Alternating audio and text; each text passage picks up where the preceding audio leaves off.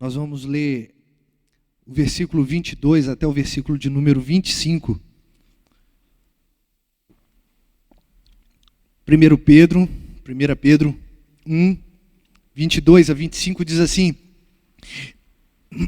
tendo purificado a vossa alma pela vossa obediência à verdade, tendo em vista o amor fraternal não fingido, amai-vos de coração uns aos outros ardentemente, pois fostes regenerados, não de semente corruptível, mas de incorruptível, mediante a palavra de Deus, o qual vive e é permanente.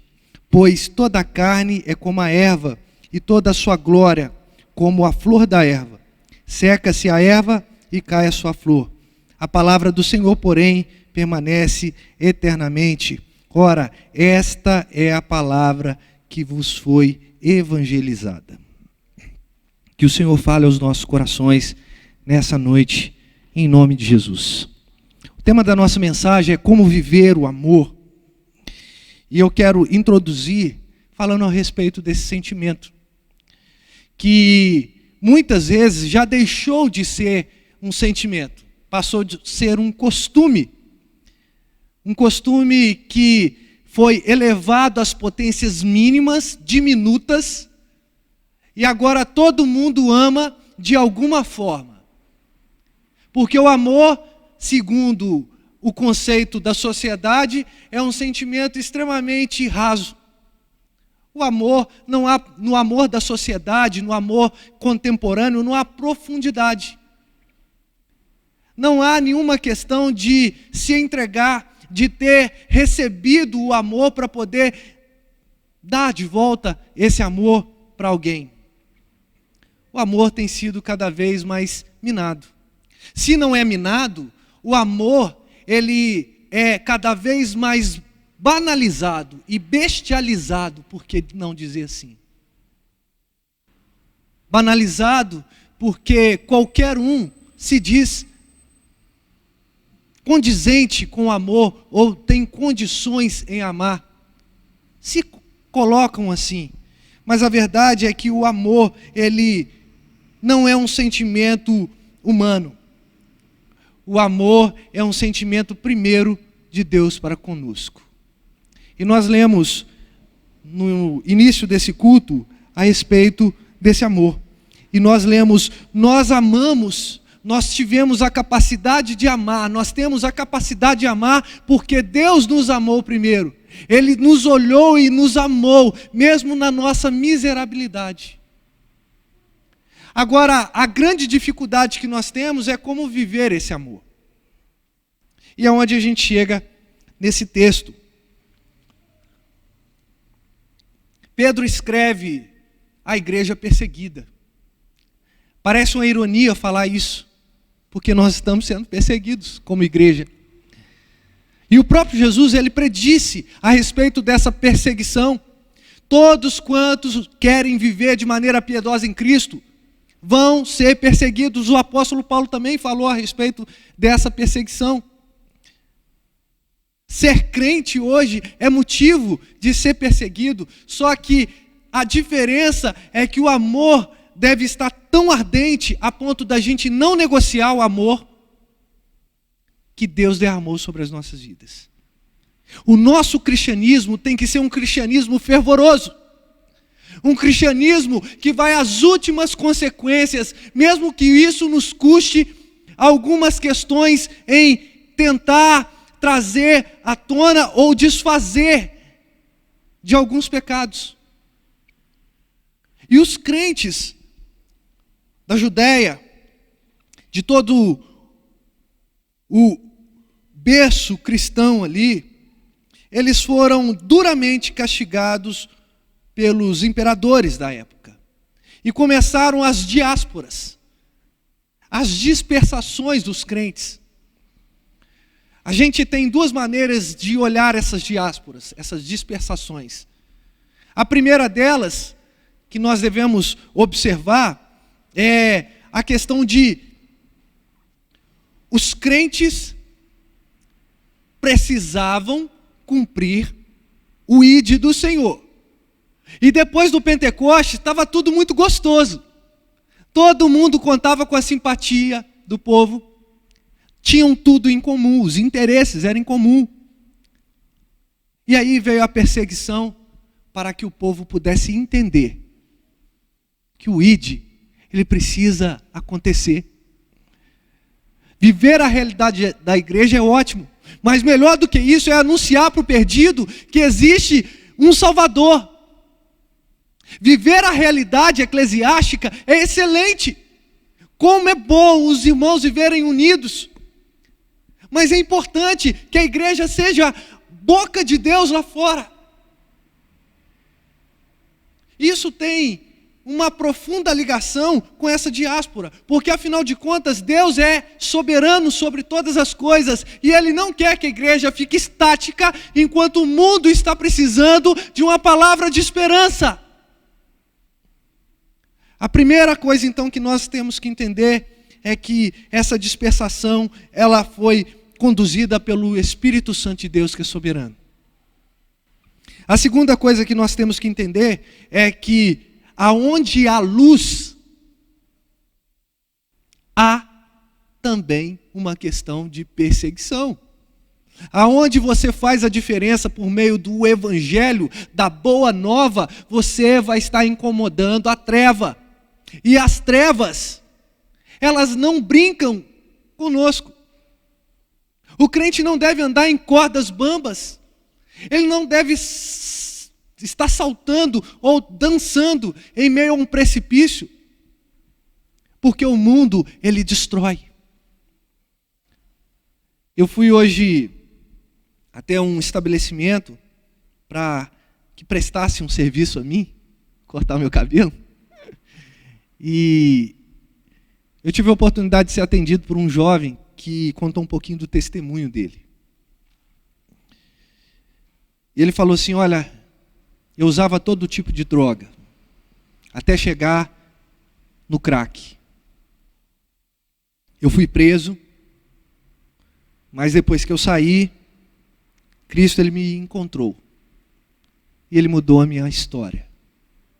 Foi através de uma clínica de recuperação, eu mudei. Eu conversando com ele, enquanto ele cortava meus muitos cabelos, só que não, então não demorou muito. Ele falou assim, não vai embora que eu quero te mostrar um antes e um depois. Irmãos, como era gritante a diferença do jovem que não estava na presença de Cristo e por isso estava sendo castigado por Satanás e por todo o seu pecado, e ele agora na presença de Deus. Mas ele falou assim, apesar de eu estar bem, meu amigo, eu estou sofrendo muitas perseguições, internas e externas. E eu falei assim, seja bem-vindo, isso é o cristianismo. Porque afinal de contas, as perseguições, elas também têm um caráter de trazer uma aprovação para a sua vida, mas essa aprovação no intuito de te aprovar como um grande servo do Senhor. Por isso nós não devemos desprezar as perseguições, pelo contrário, nós devemos sempre entender que Deus está também trazendo essa questão de nós sermos perseguidos pelo amor de Cristo, por conta do amor que nós carregamos de Deus, que Ele vai nos aperfeiçoando enquanto nós vamos sendo perseguidos e sendo livrados pelo Senhor. Mas, voltando aqui, o apóstolo Pedro, ele escreve aos crentes, e ele fala que grupo de crente que ele está escrevendo, aos eleitos, versículo de número 1, no capítulo de número 1 também, aos eleitos que são forasteiros da dispersação no Ponto, na Galácia, na Capadócia, na Ásia e Bitínia. Ou seja, já era uma realidade que esses crentes estavam vivendo. Uma perseguição a ponto deles irem para lugares extremamente longe e outros também com poucas estruturas. Mas Pedro, movido pelo Espírito Santo, ele se lembra desses irmãos e ele traz uma palavra de ânimo para esses irmãos, lembrando que Deus é bendito sobre todas as coisas e ele deu o seu Filho, Jesus Cristo, por muita misericórdia, regenerando a nossa esperança, trazendo viva de novo a nossa esperança. Versículo de número 3. E vocês devem exultar nisso, ter alegria nisso, nesse presente e breve tempo. Versículo de número 6. Se necessário, sejais contristados por várias provações, para que, uma vez confirmado o valor da vossa fé, muito mais preciosa do que ouro perecível, mesmo apurado por fogo, redunde em louvor, glória e honra na revelação de Jesus Cristo. Paulo dá uma injeção de ânimo. Você já recebeu uma injeção de ânimo? Aquela ligação que você não estava esperando, aquela mensagem que de repente alguém fala assim: olha, Deus abençoe sua vida, eu estou orando por você. E veio na medida certa, no dia que você precisava. E dá aquela sensação: olha, eu não estou lutando sozinho. Lembrou de Elias? Quando ele estava extremamente acometido de um medo, talvez até depressão, como alguns interpretam. Só que Deus falou assim: Elias, você não está sozinho, eu separei um povo. Essa injeção de ânimo que nós precisamos, compreender que nós não estamos sozinhos, e além de tudo, toda a perseguição deve ser fruto para nós florescermos cada vez mais em Cristo Jesus. E ele vai trazendo essa questão de fortalecer aqueles irmãos que estavam foragidos, mas ao mesmo tempo ele fala: olha, apesar de toda a perseguição, toda a dificuldade que vocês estão encontrando nesses locais, na Bitínia, na Ásia, na Capadócia, vocês precisam manter uma coisa chamada santidade. Santidade é o processo pelo qual Deus nos torna santos, separado do mundo, separado daquilo que nos faz ser mais distantes de Deus. Ou seja, eu preciso estar cada vez mais próximo de Deus, e para isso eu preciso anular o mundo. Eu não estou falando que você tem que deixar de viver a existência humana, mas tudo que se levanta contra Deus nesse mundo tenebroso, que jaz no maligno, nós precisamos lutar contra. E a partir do versículo 13, ele vai trazer essa questão de santidade. E ele fala: como filhos da obediência, não vos amoldeis às paixões que tinham anteriormente na vossa ignorância. Não retrocedam na vossa ignorância. Pelo contrário, seja santo, porque Deus é santo e Ele orienta que o seu povo seja santo. Mas agora, não só a questão de santidade, ele traz a questão do amor. E como nós devemos viver o amor, esse é o tema que eu quero tratar de maneira rápida, breve com os irmãos. A primeira coisa que eu vejo no texto é que nós devemos viver o amor subordinando-o à verdade. Olha só o versículo de número 22. Tendo purificado a vossa alma pela vossa obediência à verdade, tendo purificado a vossa alma pela vossa obediência à verdade. Irmãos, subordinar o nosso amor à verdade é a gente trazer a medida certa ou as motivações certas a respeito do amor. Eu preciso amar segundo a verdade, não segundo a mentira. Não é com mentira que nós amamos. Não é com a tentativa de passar a mão na cabeça ou tentar trazer alguma questão de eu vou preservar essa pessoa de certa coisa porque eu amo essa pessoa. Não, pelo contrário, nós devemos trazer à tona a verdade para aquela pessoa, porque isso é uma demonstração de amor. Mas acontece, como que a gente vai viver o amor se a gente não vive a verdade? Uma coisa precisa estar conectada à outra. A verdade e o amor, elas são amigas que devem andar juntas. Você precisa amar, mas segundo a verdade. Como eu vou amar alguém tratando com mentira? Não posso. Mas isso tem se tornado normal. A gente vira um para os outros e fala, eu te amo. Na hora que a gente vira as costas e fala assim, nossa Deus, eu não aguento essa pessoa, só falei para vir longe de mim. Isso não é um amor verdadeiro, não é subordinar ele à verdade. Ah, pastor, então você está dizendo que se eu tenho uma dificuldade com o irmão, eu chego lá e falo a verdade? É, mas lembre-se que até a verdade tem a maneira certa de ser dita. Não é você chegar e ofender a pessoa. É você chegar e falar, olha, eu estou com dificuldade com você. E às vezes a pessoa nem se lembra. Porque o ofensor, normalmente ele não se lembra, mas o ofendido fica marcado, às vezes, para sempre. E aí você traz essa questão para a sua vida e você fala assim, nossa, já tem 10 anos que eu não converso com um parente meu. E esse parente seu nem sabe que você está com tanta raiva dele assim. Mas a gente julga que isso é amor. Ah, não é melhor que ele fique para lá e eu fique para cá? Isso não é subordinar o amor à verdade. O amor é um sentimento nobre, com toda certeza é.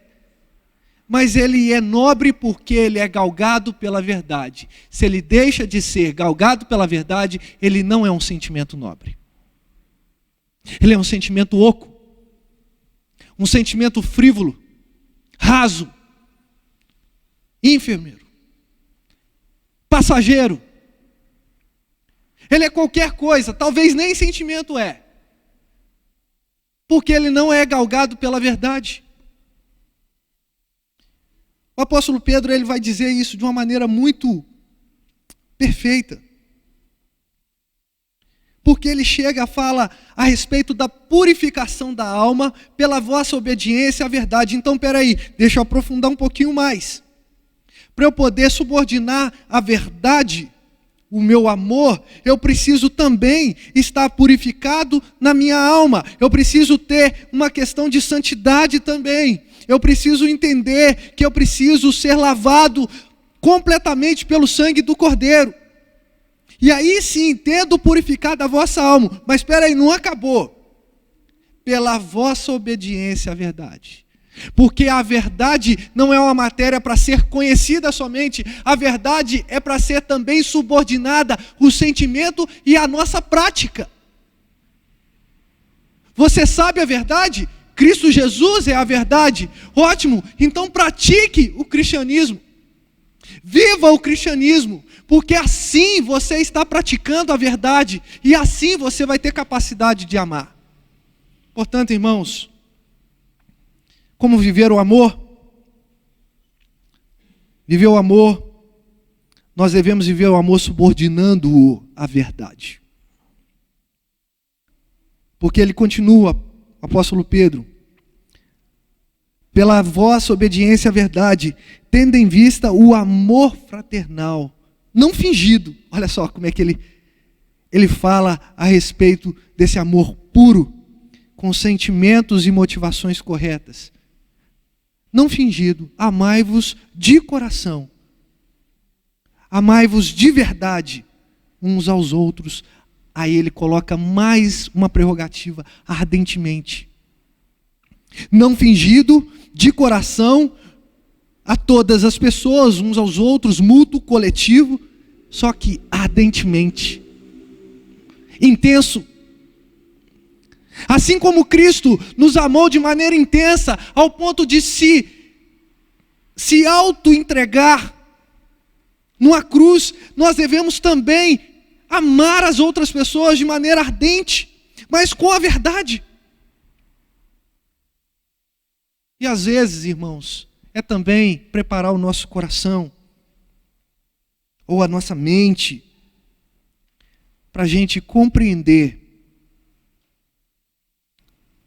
que muitas vezes a verdade para o outro dói. Ele vai virar as costas, vai ficar com raiva de você ter falado a verdade. Mas a verdade liberta.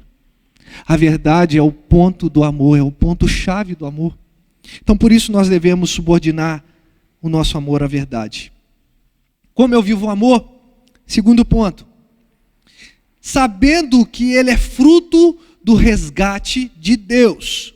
Sabendo que ele é fruto da regeneração que nós temos em Deus, o resgate. Olha só, vocês devem amar de maneira não fingida uns aos outros, ardentemente, porque fostes regenerados, não de semente corruptível, mas incorruptível mediante a palavra de Deus, a qual vive e é permanente. Eu preciso saber que o meu amor é fruto do resgate de Deus. E aí eu trago de novo o versículo que nós lemos. Nós amamos porque Ele nos amou primeiro. E quando nós olhamos para o grego, nesse versículo 19 do capítulo 4 de 1 João, nós vamos ver que o amor ali é descrito de amor ágape. Nós temos um amor incondicional porque Ele nos amou de maneira incondicional. Não é um amor menor, não é gostar, não é suportar. No sentido de estar junto ali e não tem como se desvincular. É amar de maneira sacrificial.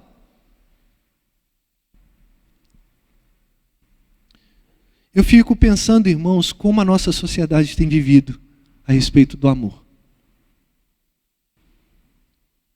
A nossa sociedade tem vivido algo que eles não conhecem.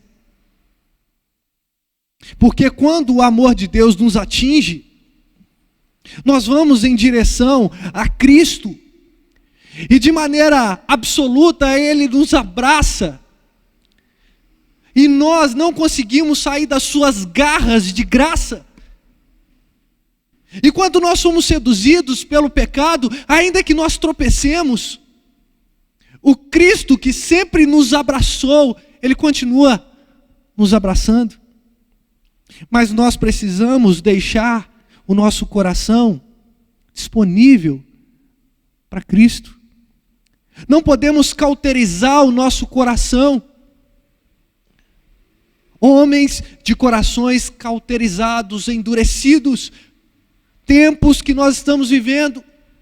Pessoas que não têm um amor, e quando tem amor, é um amor fingido. É um amor que não é fruto do resgate, não é fruto de Cristo, portanto, não é um amor fruto de resgate de Deus, é um amor que é genérico, banal.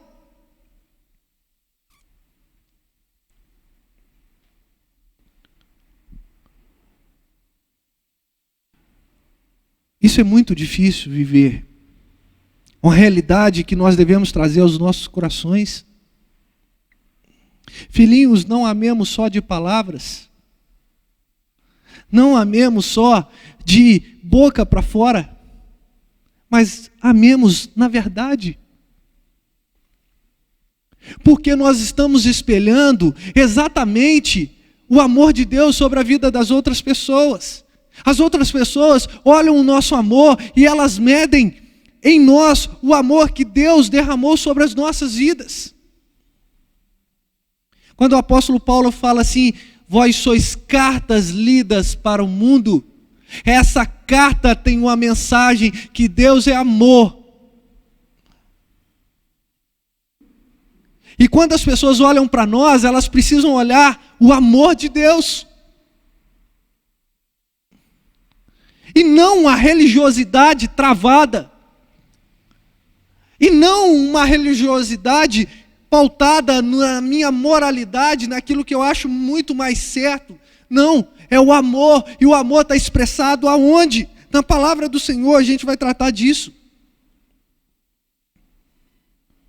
Então nós devemos viver o amor, subordinando-o à verdade. Em segundo lugar, sabendo que ele é fruto do resgate de Deus. E entendendo, em terceiro lugar, que o tempo é infinito para se amar.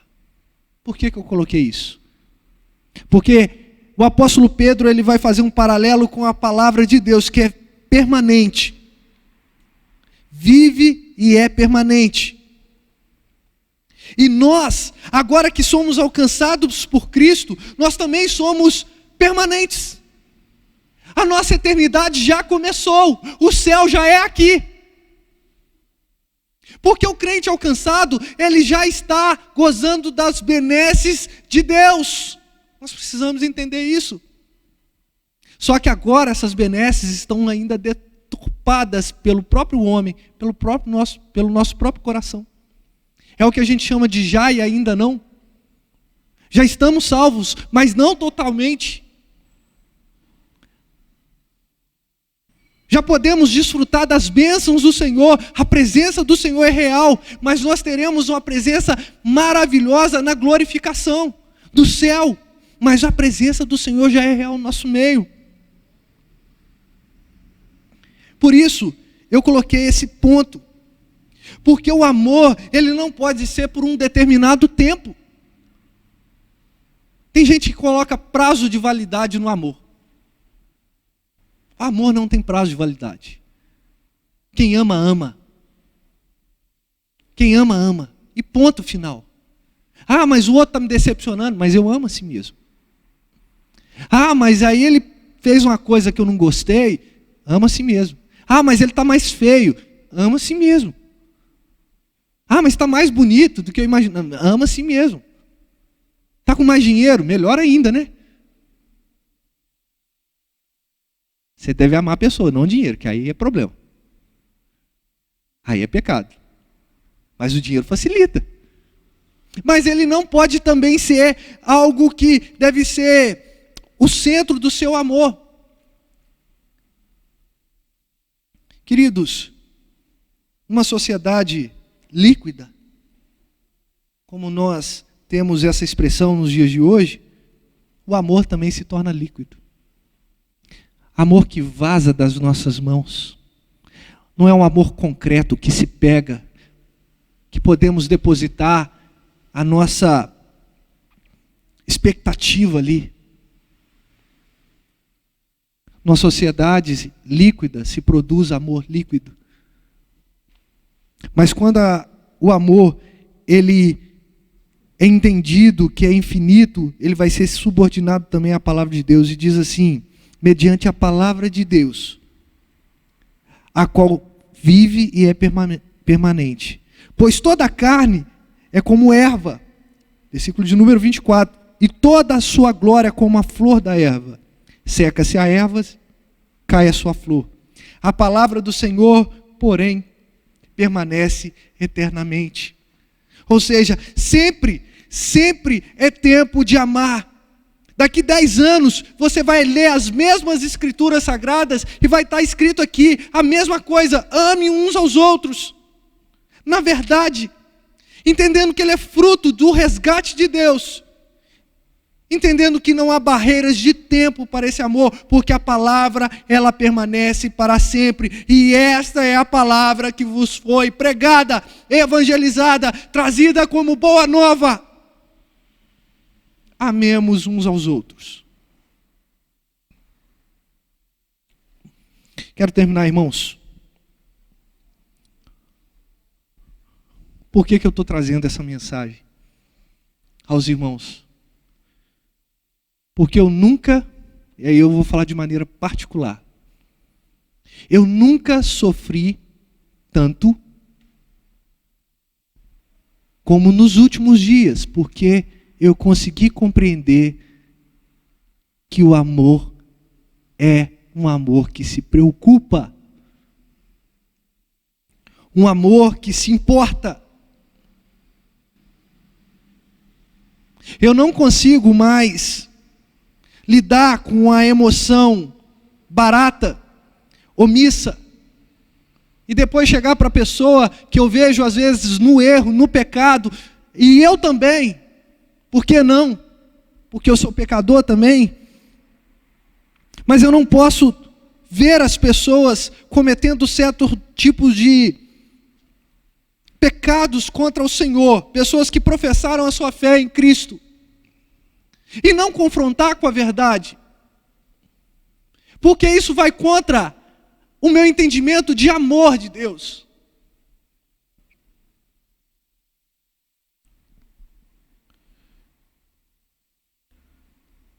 A gente gosta muito da palavra graça. Porque de fato é um favor imerecido. É Deus dar aquilo que a gente não merece. Nossa salvação foi pela graça de Deus, que é Cristo Jesus. Mas não foi de graça. Teve um preço, o preço foi Jesus. E Ele amou tanto cada um de nós para deixar um legado, para deixar a verdade como legado, para deixar o amor como legado. E nós exercemos esse amor quando a gente vê perdidos indo em direção ao inferno. E vamos lá e levamos a palavra que foi evangelizada para os crentes na dispersação. E nós vamos lá e confrontamos com a verdade, e falamos a respeito da verdade. E assim vamos amando. O Senhor te deu uma missão muito grande. Essa missão passa primeiro pelo entendimento da verdade, a subordinação da verdade, que é a própria palavra de Deus. Essa mensagem passa pelo entendimento do fruto do resgate de Deus, que é também a verdade, que é o amor. E essa mensagem, ela não se cala com máscaras, ela não se cala com omissões, ela não pode ser silenciada. Essa mensagem precisa ser gritada, anunciada, proclamada, que Deus é amor. E por causa disso, nós devemos amar uns aos outros. Amor, na verdade, um amor que tudo suporta. Ou seja, é todo suporte, mas também suporta muita coisa. Dá suporte e receber suporte. Somos capazes de amar? Se a resposta é sim, então nós devemos exercer esse amor em todas as esferas. É se alegrar com os que se alegram e chorar com os que choram. É bater a mão no ombro daqueles que estão acertando, mas também é bater a mão no ombro daqueles que estão errando e dizendo: ei, vamos mudar essa realidade. Assim a gente vai vivendo o máximo amor. O meu desejo é que a primeira igreja presbiteriana, é que você que está nos assistindo na sua casa, que porventura não é da igreja, é que você ame, mas que ame mediante a palavra que nos é anunciada pelo Espírito Santo. Vamos orar. Santo Deus, como é bom escutar a Tua palavra, como é bom entender, ó Deus, que o Senhor nos ama e por conta desse amor que foi derramado sobre as nossas vidas, somos capazes de amar. Ó Deus, não deixe que o nosso amor seja diminuído, ofuscado. Não deixe, ó Deus, que o nosso amor seja, ó Deus, largado de lado. Não deixe, ó Deus, que o nosso amor pelo outro, pelo próximo, seja um amor fingido. Nos ajude, ó Deus, a amar segundo a verdade, segundo a consciência de que Cristo nos resgatou para vivermos o amor verdadeiro. E nos ajude a amar, ó Deus, sem prazos de validade, desvinculado a tempo ou circunstâncias. Nos ajude, ó Deus, a amar, caminhando junto, abraçando, chorando junto, mas se alegrando junto também, sendo curados juntos, sendo tratados juntos, mas quando somos exortados, que também possamos estar juntos.